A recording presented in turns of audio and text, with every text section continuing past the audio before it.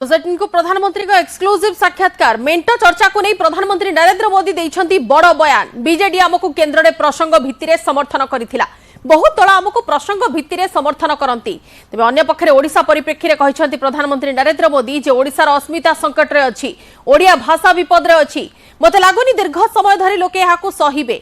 जेते संबल अछि ओडिशा सबुठारु धनी होइथांता, किंतु ओडिशा बहुत पछरे अछि। आमको सेवा करिवार सुजोग मिलिबा दरकार।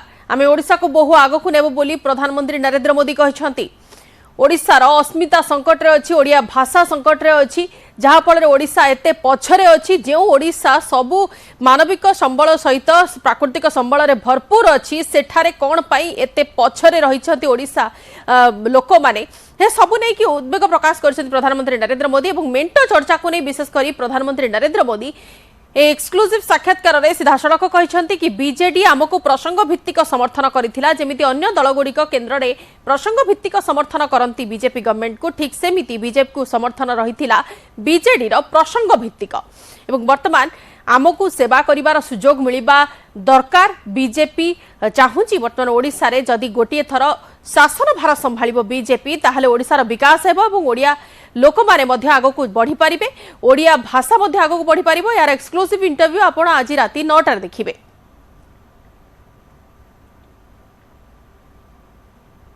कैसे देखते हैं ओडिशा में आपने जो है बीजेडी का साथ छोड़ा?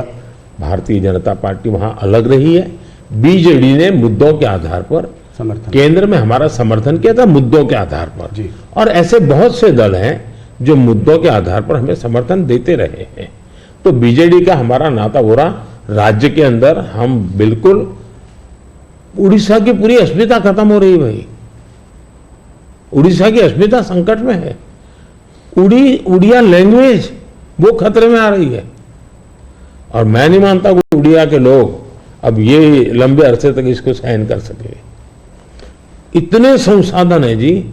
आज उड़ीसा देश का रिचेस्ट स्टेट बन सकता था जी, रिचेस्ट स्टेट, लेकिन क्या हालत बना के रखी है।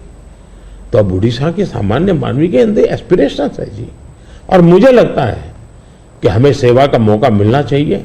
हम उड़ीसा को कहां से कहां पहुंचा कर देंगे। न्यूज 18 को एक्सक्लूसिव इंटरव्यू देइछंती प्रधानमंत्री नरेंद्र मोदी। कांग्रेस रो निर्वाचन इस्ताहार को कड़ा समालोचना करी मोदी कहिछंती कांग्रेस जो इस्ताहार आनिछि सेथिरे मुस्लिम लीग रो छाप रहिछि एवं अन्य पक्षरे गणमाध्यम याकू नै कि आलोचना कोनोसी करि नाहंती। 10 दिन अपेक्षा करिछंती प्रधानमंत्री नरेंद्र मोदी एवं आशा मध्य करा जाउछि कि परवर्ती समय रे जदी ए नै कि आलोचना हुए ते नै कि से नै कि पक्ष मध्य रखिबे। आपने जो है राजस्थान में एक रैली में एक कांग्रेस के मैनिफेस्टो पर एक डायरेक्ट अटैक किया। आपने ये तक कहा कि इनका एक स्कीम है जिससे कि ये वेल्थ डिस्ट्रीब्यूट करना चाहते हैं, ये पता लगाना चाहते हैं किसके पास कितनी जमा पूंजी है, किसके पास कितना पैसा है, किसके पास कितना सोना है, सिल्वर है, चांदी है, और उसको वो मुसलमानों में और घुसपैठियों में बांट देना चाहते हैं। क्या ये थ्रेट इतना रियल है? क्या आपको ऐसा दिखता है? कांग्रेस का जहां तक मैनिफेस्टो है, कोई मुझे बताए क्या चुनाव के अंदर पॉलिटिकल पार्टियों के मैनिफेस्टो ये कोई शोपीस के लिए होते हैं क्या? सचमुच में तो मीडिया का काम है कि हर एक पॉलिटिकल पार्टी के मैनिफेस्टो की बारीकी से जांच पड़ताल करे। मैं इंतजार कर रहा था कि मीडिया करे। पहले दिन मैंने एक कमेंट तो कर दिया था जी, मैं कोई आज कर नहीं रहा जी, कि भाई मुझे मैनिफेस्टो देख करके लगता है कि इस पर पूरी तरह मुस्लिम लीग की छाप है। तो मुझे लगा कि मीडिया चौंक जाएगा, जो एनालिसिस करने वाले चौंक जाएंगे, लेकिन पता नहीं अब उनकी व्यस्तता कुछ और है। मैनिफेस्टो में उनकी तरफ से जो परोसा गया उतना ही गुड़ी गुड़ी उछालते रहे। फिर मुझे लगता भी ये तो इकोसिस्टम का बड़ा मिलीबग लगता है। अब मुझे सच्चाई लेकर जाना पड़ेगा। मैंने काफी 10 दिन इंतजार किया कि देश इस मैनिफेस्टो में जो बुराइयां हैं उसको कोई न कोई, क्योंकि निष्पक्ष तरीके से आता है तो अच्छा है। आखिरकार मुझे मजबूरन ये सच्चाइयां लेकर के आनी पड़ी। अब देखिए साहब, अब उनके एक महाशय ने अमेरिका में इंटरव्यू दे दिया जी, इनहेरिटेंस टैक्स। तो इनहेरिटेंस टैक्स की बात ले आए, 55% टैक्स आपकी प्रॉपर्टी। अब मैं विकास और विरासत की बात कर रहा हूं, ये विरासत को लूटने की बात करते हैं। तो मैं और वेल्थ रिडिस्ट्रीब्यूशन की बात करते हैं, और उनके आज तक का इतिहास है, वो करेंगे क्या? तो फिर मेरी जिम्मेवारी, मेरी रिस्पॉन्सिबिलिटी है कि मैं देशवासियों को बताऊं कि भाई ये इस दिशा में ले जा रहे हैं।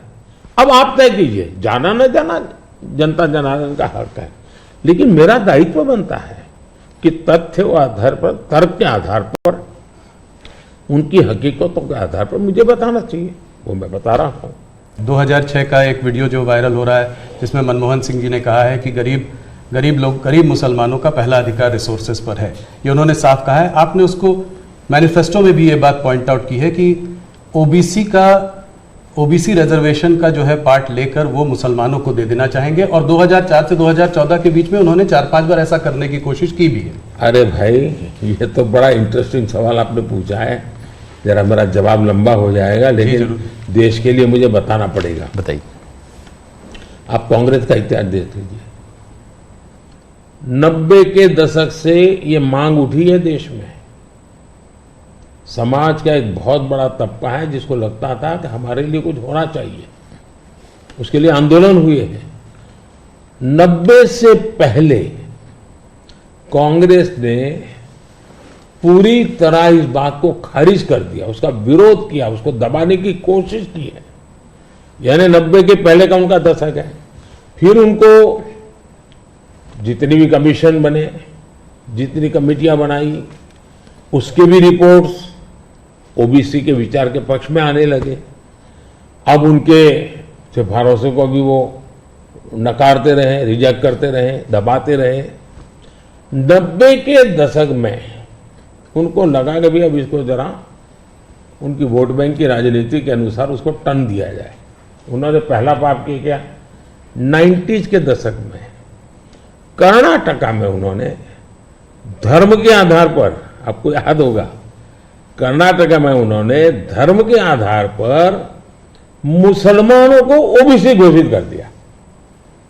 यानी देश के ओबीसी को नकारना, उस विचार को दबाना, उस विचार को रिजेक्ट करना, लेकिन राजनीति खातर मुसलमानों को ओबीसी घोषित कर देना। केंद्र से कांग्रेस गई, 2004 तक ये प्लान ठप रहा, उनका इरादा पक्का नहीं हुआ। 2004 में वो फिर आए, तो आते ही आंध्र में मुस्लिम को ओबीसी कोटा ये देना तय कर लिया। मामला कोर्ट में जाके उलझ गया। अब ओबीसी के 27% जो आरक्षण में मिला हुआ है, भारत के संसद ने दिया है, संविधान के मूलभूत भावना के प्रकाश में दिया है। 27% शहद लगाने की उन्होंने तैयारी कर दी, डाका डालने की कोशिश की। 2006 में नेशनल डेवलपमेंट काउंसिल की मीटिंग हुई थी, एनडीसी की। मनमोहन जी के बयान पर बहुत बड़ा हंगामा हो गया। 2 साल कांग्रेस पूरी चुप रही। 2009 के घोषणा पत्र में फिर से इसका जिक्र किया। 2011 में कैबिनेट नोट है इसका। 2011 के कैबिनेट नोट में ओबीसी के 27% हिस्सा डाका डाल करके उसमें से मुसलमानों को दे देना उन्होंने तय किया जी। 2012 यूपी चुनाव में भी उन्होंने इसकी एक असफल कोशिश की, फायदा नहीं हुआ। 2012 आंध्र हाईकोर्ट ने इसको रिजेक्ट कर दिया, रद्द कर दिया, कानूनी जजमेंट आ गया। एससी में गए, सुप्रीम कोर्ट में गए, वहां भी उनको कोई रिलीफ नहीं मिला। 2014 के घोषणा पत्र में भी धर्म के आधार पर आरक्षण की बात कही है, जबकि हिंदुस्तान का संविधान जब बना तब तो कोई आरएसएस वाले, बीजेपी वाले संविधान सभा में नहीं थे। बाबा साहब आम्बेडकर जैसे लोग बैठे थे, पंडित नेहरू जैसे बैठे थे, सरदार वल्लभ भाई बैठे थे, देश के कई महापुरुष बैठे थे। उन सब ने लंबे चिंतन के बाद तय किया था कि भारत जैसे देश में धर्म के आधार पर आरक्षण नहीं दिया जा सकता। 2024 के चुनाव में आप देख रहे हैं उनका मैनिफेस्टो, और मैंने कहा इस पर पूरी तरह मुस्लिम लीग की छाप है, यानी मुस्लिम लीगी नीतियां उन्होंने अपनाना शुरू किया। अब ये जो उन्होंने स्थितियां बनाई हैं, मुझे बताइए कि देश के लोगों को ये जिस प्रकार से संविधान की धज्जियां उड़ा रहे हैं, जिस प्रकार से लोग बाबा साहब आम्बेडकर को अपमानित करते हैं, एससी एसटी के आरक्षण पर भी खतरा तलवार लटका देते हैं, ओबीसी का तो जीना मुश्किल कर देंगे। क्या मुझे देश की जनता को प्रशिक्षित करना चाहिए कि नहीं करना चाहिए?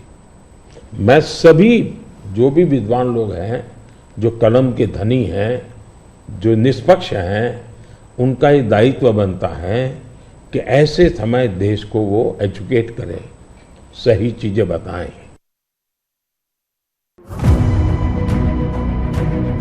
एक एनालिसिस एक न्यूज़पेपर ने की थी कि 25 नेता जब अपोजिशन पार्टी से बीजेपी की तरफ आ गए तो उसमें से 23 लोगों के ऊपर से जो है इस तरह के केसेस को या तो ठंडे बस्ते में डाल दिया गया या ड्रॉप कर दिया गया। इस बारे में पहली बात है